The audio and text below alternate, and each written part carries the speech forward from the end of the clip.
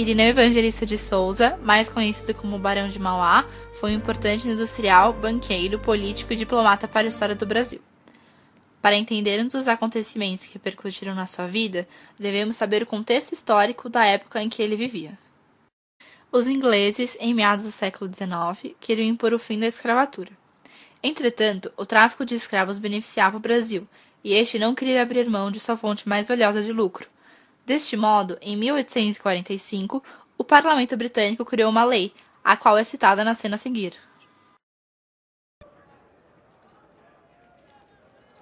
200 peças como essa estão à nossa espera na África, Sr. Queiroz.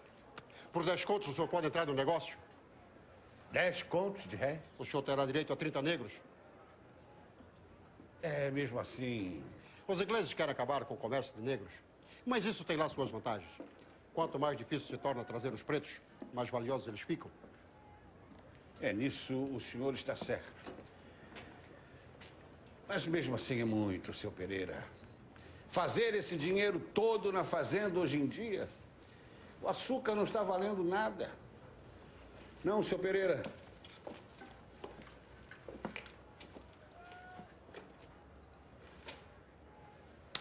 Levo esse negro e mais 2.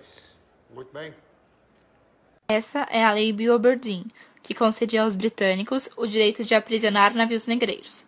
Consequentemente, como vimos, o preço dos escravos aumentou. Nessa cena, também é exibida a decadência do açúcar em prol dos engenhos holandeses. A cena a seguir mostra o que muitos traficantes faziam para não serem pegos. Joguei os pretos no mar, Pereira. Navio inglês. Uma canhoneira. Perdi os anéis, mas ficaram os dedos. Salvei o navio. Eu só fico preocupado. Como é que você vai pagar os seus sócios? Como pagar? Cada um perde o que colocou? E eu mais que todos? 200 peças.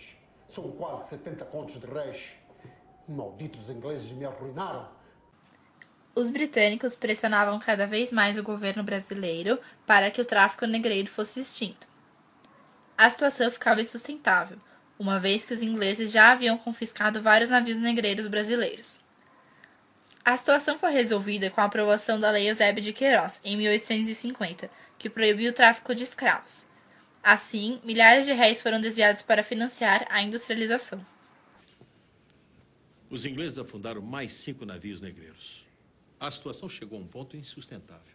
E o imperador resolveu, então, colocar um ponto final no tráfico de escravos. Isso é a melhor coisa que podia acontecer ao nosso país. É claro, agora milhares de contos de réis serão deslocados do tráfico para outras atividades.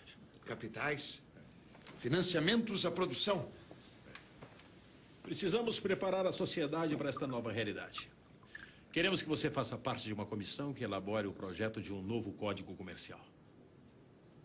É uma oportunidade única. Os primeiros movimentos e avanços industriais começaram na Revolução Industrial, na Inglaterra, no século XIX. Esse período foi marcado por avanços tecnológicos que facilitaram os meios de produção e de transporte.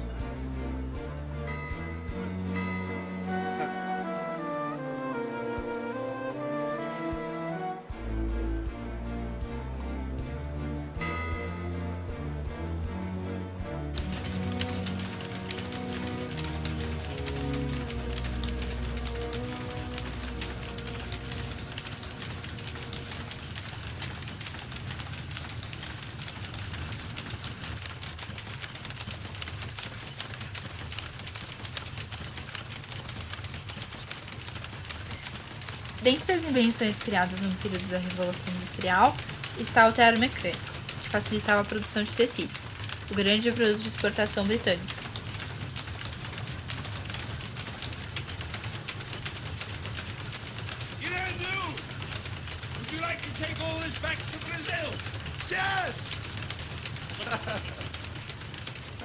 No setor das máquinas, temos a máquina a vapor, que opera com um motor de combustão interna, ou seja, que queima carvão para produzir energia térmica. Por essa razão, o carvão foi muito utilizado na industrialização.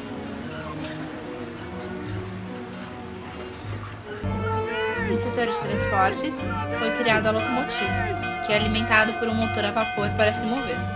Para produzir os trilhos nos quais a locomotiva anda, é necessário uma grande quantidade de ferro, que que teve grande importância na Revolução Industrial ao lado do carvão.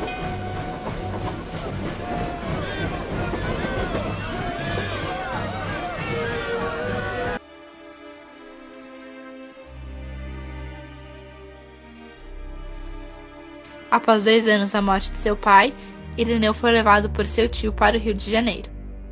Tens que entender, Irineu. 2 anos sem teu pai. Sozinha não posso cuidar da fazenda. Vou me casar de novo. E ele, o João Jesus, ele não aceita que tu fiques. Teu tio Batista vai te levar para o Rio de Janeiro. Não vou. Quero ir. Eu não vou. Eu não quero. Eu não quero. Eu não quero. Eu não vou.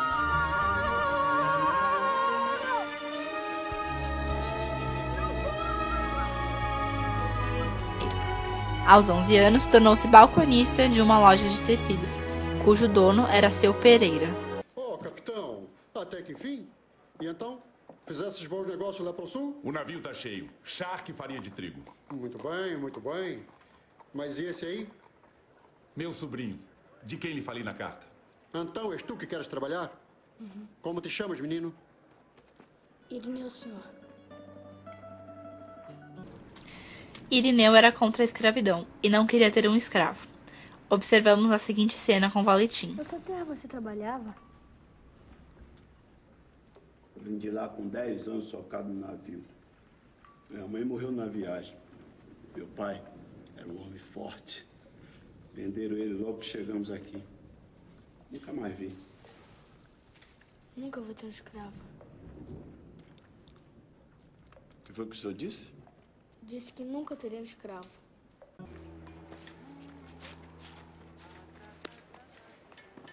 Valentim? Seu Irineu?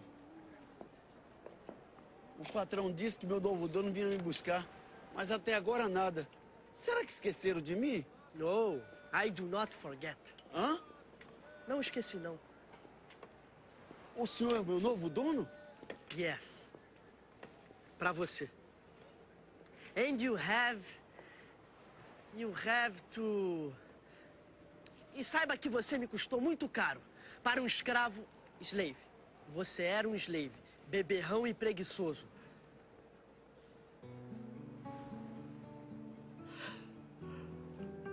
Está me libertando? Eu jurei que jamais teria um escravo, Valentim. Lembra? Mas se quiser trabalhar para mim, o salário não é grande coisa. E impõe uma condição. O quê? Vai me prometer nunca mais beber cachaça. Not even one drop. Nem uma única gota de álcool, Valentim. Que merda de vida! A gente nunca é livre para tomar nenhum trago. Sou? Aceita. Ao pagar as dívidas de seu patrão, Irineu conhece o seu Caruthers. Gosto disso. Quer vir trabalhar aqui? Você sabe qual é o meu negócio? Importação e exportação? Não. Meu negócio é ganhar dinheiro. Adam Smith. John Stuart Mill. Ganhar dinheiro. É uma ciência que você precisa conhecer se quiser ser mais que uma formiga. Mas por que o senhor está me dizendo tudo isso? Para abrir suas ideias. O mundo está mudando porque nós, os britânicos, queremos. Nós somos o futuro. Você tem que decidir de que lado vai querer ficar, Erno. Eu já me decidi. Eu quero vir trabalhar para o senhor. Pois bem, aqui tenho duas normas. A moeda é a libra, é a língua ou inglês. A ideologia de Irineu, que vai guiá-lo por toda a sua vida, tem muitas semelhanças com os ideais burgueses da Revolução Industrial. Ela se evidencia nessa discussão com o Visconde de Feitosa.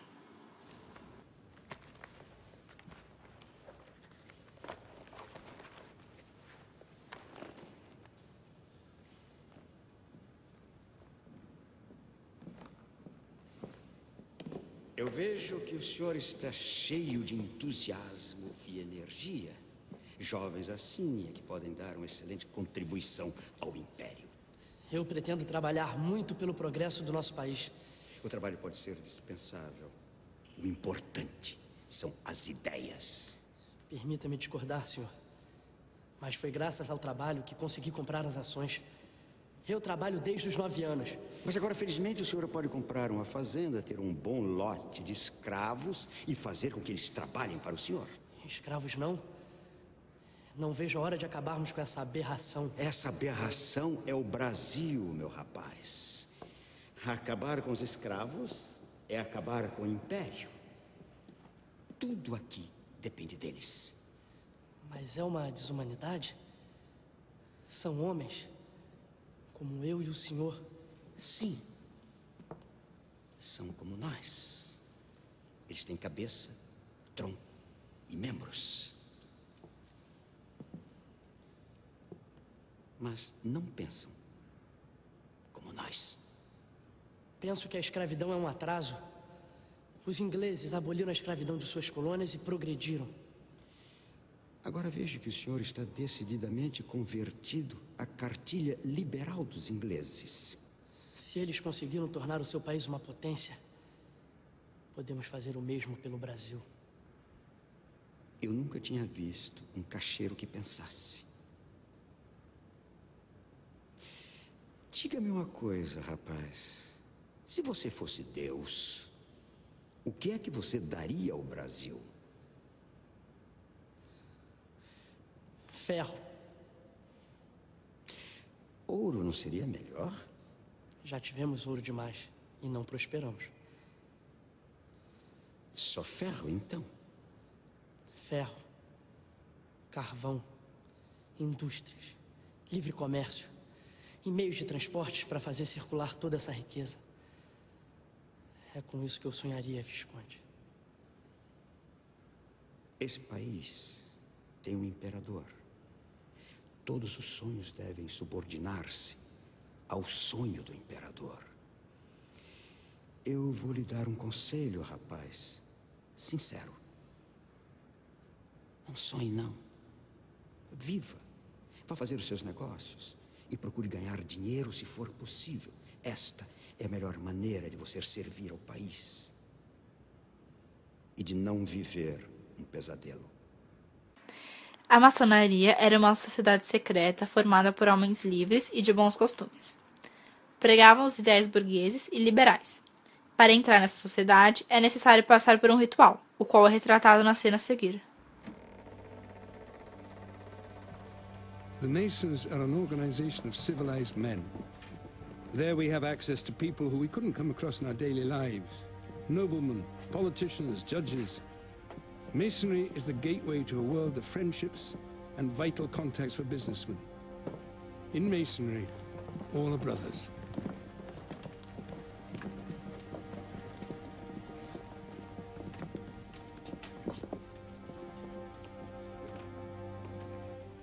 Eis aí as 3 grandes luzes: a Bíblia, o esquadro e o compasso. Representam a nossa crença no grande arquiteto do universo. Juram solenemente sobre o livro branco proteger a Irmandade e preservar seus segredos. Sim.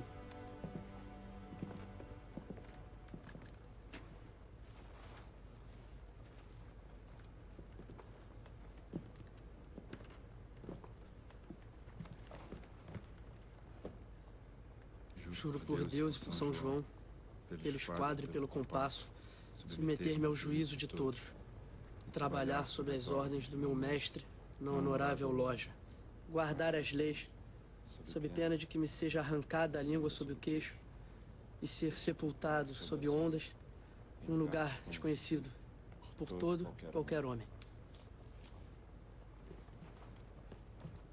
Irmãos, deem a eles a luz pequena.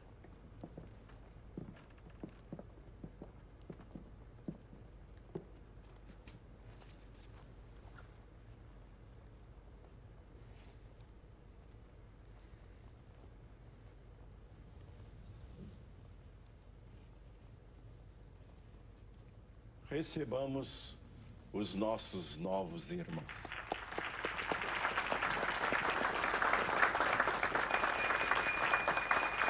Antes de se tornar barão, ele foi responsável por inúmeras mudanças substanciais na economia do Segundo Reinado do Brasil. A primeira delas foi a criação da fábrica em Ponta de Areia. Vamos fazer de Ponta de Areia um estabelecimento modelo. Depois, ele fundou o Banco do Brasil. Vou abrir um banco. Nele há de florescer o espírito de associação, alavanca de desenvolvimento mais forte de qualquer país. Senhores, o novo Banco do Brasil será uma picada que em breve se transformará numa larga estrada de prosperidade pública. Também tem... Vou construir a primeira ferrovia do Brasil! Belíssima iniciativa! Muito bem, muito bem! Tempo, eu quero te mostrar uma coisa. Outro investimento feito pelo revolucionário foi a iluminação das ruas do Rio de Janeiro, instalando lamparinas nas calçadas, como em Londres. Já vi, pronto, vamos embora. Quando era menino, eu vim aqui muitas vezes. Seu Pereira me mandava, à noite, fazer entregas a um cliente dele. O medo que eu sentia da escuridão. Eu vinha, mas com o coração na boca. Eu compreendo. Mas agora vamos embora. Não! Ninguém vai embora agora! Vocês têm que me ouvir! Me ver! Foi tanto tempo assim, tanto, que até eu me acostumei. Com a escuridão! O breu! As trevas sem fim! O pânico! Mas hoje tudo isso vai acabar. Agora! Nessa cidade de São Sebastião do Rio de Janeiro. O Deus da luz está entre nós. Vamos, minha senhora, conte comigo até 3.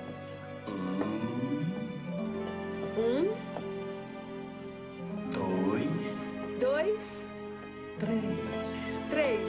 E ela disse 3! A luz!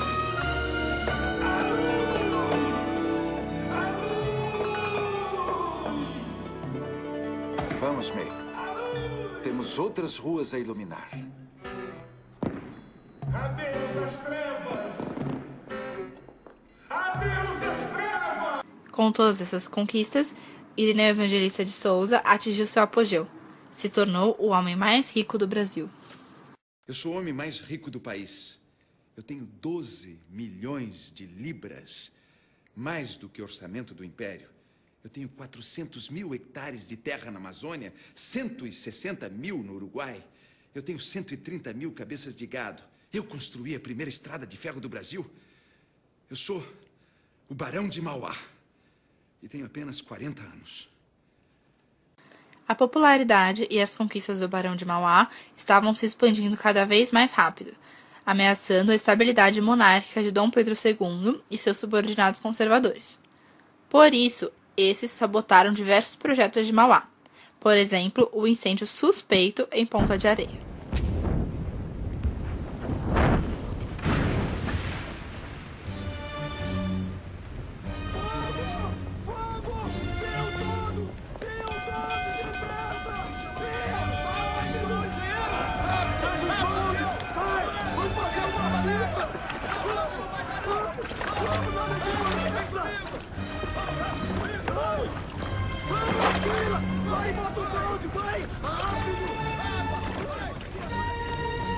Projetos contra o Banco de Mauá. Eu estou muito preocupado.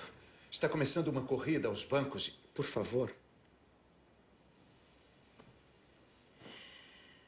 Senhor Irineu, essa corrida é só uma prova de que a moção do imperador é procedente. Mas isso é uma irresponsabilidade, senhor Visconde.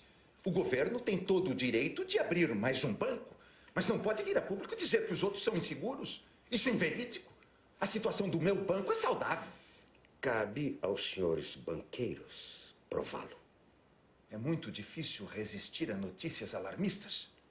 Eu repito, o governo deseja operar um banco? Muito bem, que o faça. mas que venha concorrer com os demais de acordo com as regras do mercado. O senhor sabe que essa concorrência é predatória? Predatória como? Os outros bancos estão aí há anos, operando sem prejuízo de ninguém. O meu entrou com juros baixos, conquistou uma posição de liderança, mas nunca asfixiou ninguém. Asfixiou. O senhor está falando a curto prazo. Como legisladores, temos o dever de preparar o país para o futuro. Entendemos que os banqueiros, ao estabelecerem concorrência, se tornam responsáveis por todas as crises econômicas. Os senhores vão promover uma quebradeira geral hoje em nome de algo que imaginam que um dia possa vir a acontecer? Senhor Irineu, ninguém pode pretender ser o dono da economia do Brasil.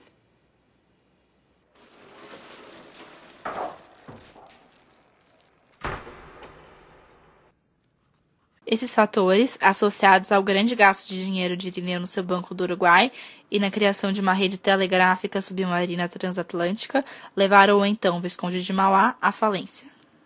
Irineu? Irineu, não vai haver mais festa. Como? A chuva. A rua já está alagando. Melhor assim. Não há clima para festa. Estou à beira da falência, May. Jamais pensei que isso pudesse acontecer, mas aconteceu. É tão grave assim? Estou à beira da falência. Estou sendo pressionado por todos os lados. Você está sendo pessimista. Estou sendo realista. Você já enfrentou outras crises antes. Nenhuma como essa. O quadro é terrível, May. O Uruguai está falido. E o governo continua emitindo papel moeda sem parar. Agora eles vão obrigar o meu banco a converter esse papel em ouro. Resumindo, vão lançar o povo sobre mim como feras. Mandei vir de Londres 300.000 libras, que eu nem sei como vou pagar para ver se eu resisto. Mas o governo não pode te ajudar? Paranhos é primeiro-ministro. E o imperador acaba de te fazer visconde. O imperador me fez visconde porque eu estendi os cabos telegráficos submarinos até a Europa e de graça. Mas continua não gostando de mim. E Paranhos já fez tudo o que ele podia fazer. Se a minha situação não se resolver, ele vai sofrer por minha causa. Algumas cenas do filme são fictícias, tais como: na vida real, Irineu e sua esposa May tiveram 18 filhos, porém apenas 11 nasceram com vida. Entretanto, no filme é mostrado que May teve somente 4 filhos. O diretor do filme criou diversos personagens, entre eles Visconde de Feitosa, inimigo político de Irineu, Valentim, seu escravo favorito,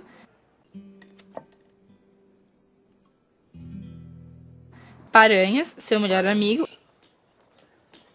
e Queiroz. Entretanto, outras cenas são extremamente fiéis aos fatos históricos, como Irineu realmente fez Dom Pedro II assentar o primeiro trilho da ferrovia brasileira com suas próprias mãos, fazendo o imperador se humilhar em público. Saiba o senhor que no peito do imperador bate o coração de um cientista. Tudo o que se relaciona às grandes invenções da humanidade me é particularmente querido, senhor Irineu. Pois a locomotiva é a maior invenção do homem, desde o fogo e a roda. Talvez seja. Se Vossa Majestade permite, podemos começar a nossa solenidade. Senhoras e senhores, quis o destino que as mãos mais abençoadas do Império estivessem aqui hoje para plantar o germen do nosso futuro de glória e riqueza. Nesse momento histórico, eu tenho a honra de convidar Sua Majestade, o Imperador do Brasil, a assentar o primeiro dormente da estrada de ferro Estrela Raiz da Serra. Majestade, por aqui.